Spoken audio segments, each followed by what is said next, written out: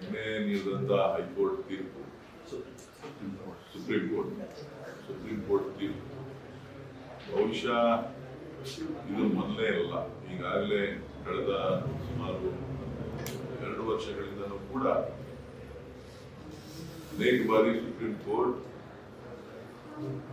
ಇಡಿ ಅಧಿಕಾರಿಗಳಿಗೆ, ಇಡಿಗೆ ಸಂಬಂಧಪಟ್ಟಂತ ಕೇಸ್ಗಳನ್ನು ದಾಖಲೆ ಮಾಡ್ತಾ ಇದ್ದಾರೆ.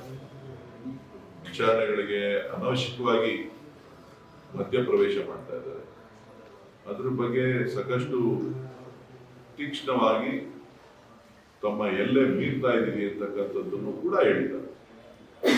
ಆದ್ರೆ ಇವತ್ತು ಎಲ್ಲವನ್ನು ಬಿಟ್ಟು ರಾಜಕೀಯ ಕೈಗೊಂಬೆಯಾಗಿ ಕೆಲಸ ಮಾಡ್ತಾ ಇರ್ತಕ್ಕಂಥದ್ದನ್ನ ನಾವು ನೋಡ್ತಾ ಇದ್ದೇವೆ.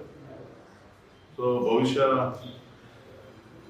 ಕಳೆದ ವಾರ ಮದ್ರಾಸ್ ಹೈಕೋರ್ಟ್ ಅಲ್ಲೂ ಕೂಡ ಒಂದು ಕೇಸು ಬಹಳ ತೀಕ್ಷ್ಣವಾಗಿ ಉತ್ತರವನ್ನ ಇಡಿ ಅಧಿಕಾರಿಗಳಿಗೆ ಕೊಟ್ಟಿದೆ.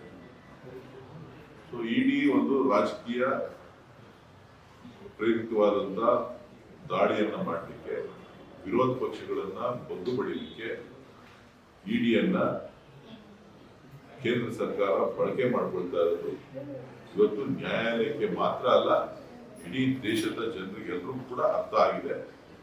ಬಹುಶಃ ಮುಂದಿನ ದಿನಗಳಲ್ಲಾದ್ರೂ ಕೇಂದ್ರ ಸರ್ಕಾರ ಈ ಒಂದು ದ್ವೇಷದ ರಾಜಕಾರಣವನ್ನು ಬಿಟ್ಟು ಅಭಿವೃದ್ಧಿ ರಾಜಕಾರಣದ ಬಗ್ಗೆ, ಅಭಿವೃದ್ಧಿಯ ಬಗ್ಗೆ, ದೇಶದ ಆಗುಹೋಗುಗಳ ಬಗ್ಗೆ, ದೇಶದ ಜನರ ಸಮಸ್ಯೆಗಳ ಬಗ್ಗೆ, ದೇಶದ ಯುವಕರ ಭವಿಷ್ಯದ ಬಗ್ಗೆ ಚಿಂತನೆಯನ್ನ ಮಾಡಲಿ ಅಂತ ಹೇಳಿ ನಾನು ಒತ್ತಾಯವನ್ನು ಮಾಡ್ತೇನೆ. ಬಟ್ ಇಡಿಯಿಂದ ಎಷ್ಟು ಡ್ಯಾಮೇಜ್ ಆಗಬೇಕು ಅಷ್ಟು ನಾಯಕರುಗಳಿಗೆ ಆಗ್ತಾನೆ ಇದೆ ಸರ್. ನೋಡಿ, ರಾಜಕೀಯ ಪಕ್ಷಗಳು ರಾಜಕಾರಣದಲ್ಲಿ ಎಲ್ಲವನ್ನು ಕೂಡ ಸಹಿಸಲಿಕ್ಕೆ ಸಿದ್ಧರಾಗಿರ್ತಾರೆ. ಆದ್ರೆ ಕೆಲವರು ಇದನ್ನ ಗಾಢವಾಗಿಟ್ಕೊಂಡು ಅವರನ್ನ ಸದೆ ಬಡಿತಕ್ಕಂಥ ಕೆಲಸಗಳು ಕೂಡ ಬೇರೆ ಬೇರೆ ರಾಜ್ಯಗಳಲ್ಲಿ, ಬೇರೆ ಬೇರೆ ಪ್ರಕರಣಗಳಲ್ಲಿ ನಾವು ನೋಡಿದ್ದೇವೆ.